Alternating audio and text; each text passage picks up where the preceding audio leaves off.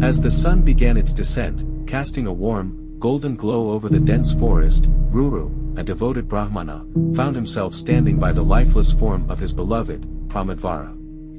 The air was thick with the scent of earth and sorrow, as the trees stood still, mourning with him. Pramadvara, who had once been the embodiment of beauty, grace, and warmth, now lay cold and unmoving on the ground. Her once vibrant presence was now a fading memory, leaving Ruru's heart shattered. The other Brahmanas, wise and solemn, gathered around, offering their silent condolences, yet nothing could console the young man. His voice, heavy with grief, broke the stillness of the evening as he cried out in desperation, "What greater tragedy could there be than losing her? If I have ever performed any good deed, if I have ever been charitable, let all my merits bring her back to me." His plea echoed through the forest, his sorrow seemingly becoming one with nature itself.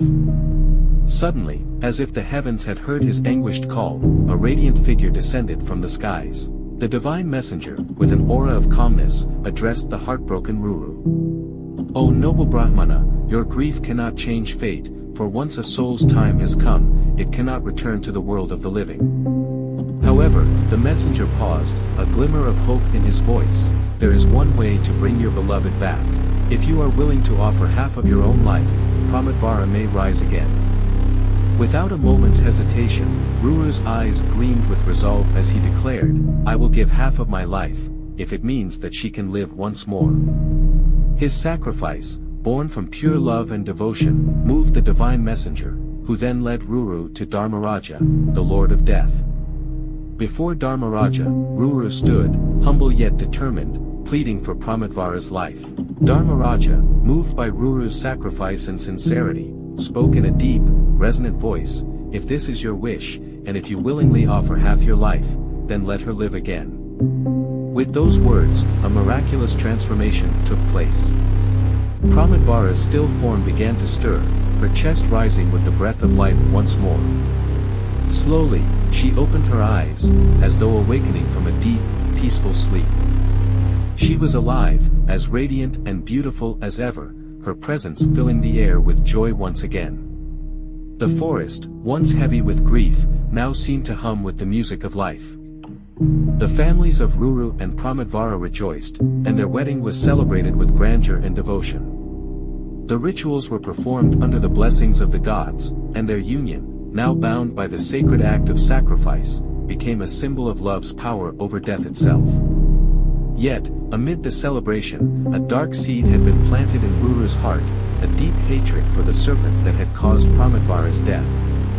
His love for her grew stronger each day, but so did his fury toward the serpents of the world.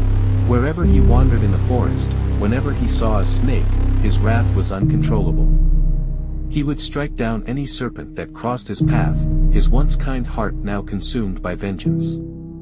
One day, deep in the forest, Ruru encountered a large, ancient serpent named Dundapa. Instinctively, Ruru raised his staff to strike, his eyes burning with hatred. But to his shock, the serpent spoke. "O noble Brahmana! I have done you no harm. Why do you seek to end my life in such anger?" Startled, Ruru paused, realizing for the first time the weight of his actions. This brief encounter would mark the beginning of a profound realization for Ruru, a journey where he would learn that vengeance, even when born from love, could lead to endless sorrow. This tale, set against the backdrop of the vast and complex narrative of the Mahabharata, highlights the powerful emotions of love, grief, and sacrifice. It serves as a reminder of the depth of human devotion and the difficult paths one may tread when caught between love and vengeance.